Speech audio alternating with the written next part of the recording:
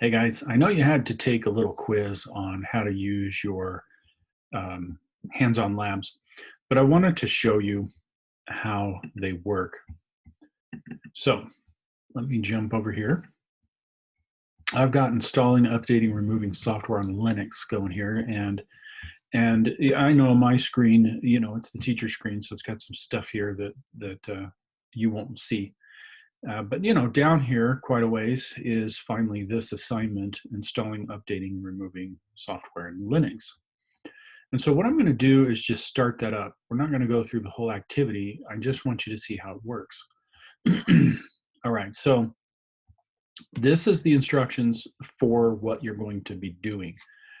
And this has become a lot easier than it used to be. You used to have to load special software and get it all running, but they actually kick you into this, the link to your Linux install or your Windows install, depending on what the lab is doing. And it really is a Windows server and a Linux server that's running. All right, so anyway, this is what you're going to be following through. You can click these. It will jump you to the different areas. Up here, it's kind of hidden there.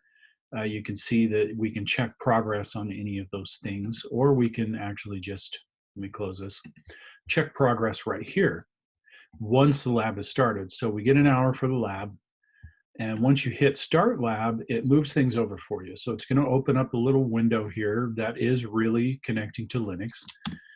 That's Linux. I can actually move around in there and do different things. We were in the student folder before.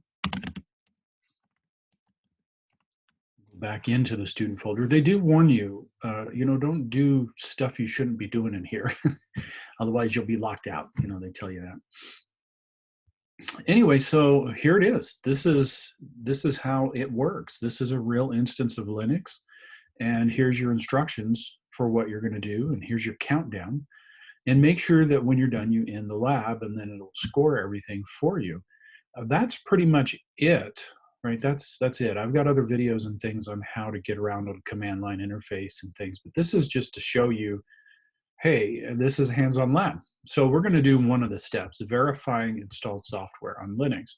So they give you a description of what that is, and then they give you the command. And I tell students, while you can just click the command and come over here and paste that in, it's best to actually read what they're telling you to do, because you will find that later on, and I do mean later, maybe in the next certificate or something, they'll say, hey, go in and do these things. And they don't give you the commands to do them. And so you need to know, you need to have an idea of what's going on here. Now, this is one of the limitations that I'm sure Google is working on, but to have you run through something once, for instance, using your dpkg, right? This is how you use this command, followed by the package name for the program. The S flag stands for search, right? So this is basically going to say, hey, you know what? Look in the packages and search for Firefox-ESR and see if it's there. That's basically what it's doing. And it says it's not installed. So in any case, doing something once, is my point, is not enough to really know what you're doing later, right? It's like, hey, go do this. Now we're going to have a test on it. And so that is one of the frustrating things with how Google has things set up, is that really we should run you through this several times and then finally test you over it. But you'll find that later on, it's like, oh, go and do this. We talked about it once. And to get around that, honestly, you can come back and look at this lab, not start the lab, but you can look at the instructions for the lab and say, oh, that's the command that I'm going to use in this other lab that's not telling me what command to use. That's very helpful as well. But right here, here's the lab going. I did that. Let's take a look. This one then, this package command is looking for GIMP. So let's paste that in there. And it looks like we got an install size, and it's GNOME that it's installed for. It's got all this stuff, and you look at that and you're like, oh my goodness, what the heck's going on? But you can read through it and you'll know what's going on. And so it's checking for that, and it actually will show you, hey, you should see something like this. Now, maybe not exactly, because again, their install is a little different. So now we'll check for VLC, which is a video player, very popular one on Windows and Linux.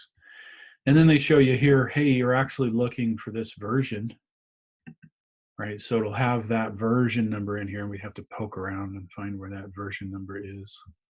There it is, version, right here. Architecture is an AMD 64, so they're running on AMD processors. And then this is actually installing it. And so what I'm doing is just going down to the check my progress portion so you can see how that works.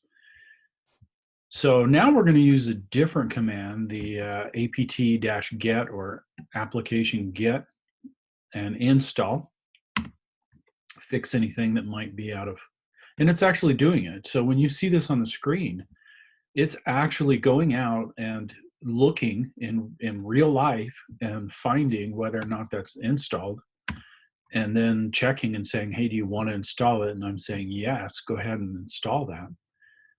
And then we'll look for VLC again.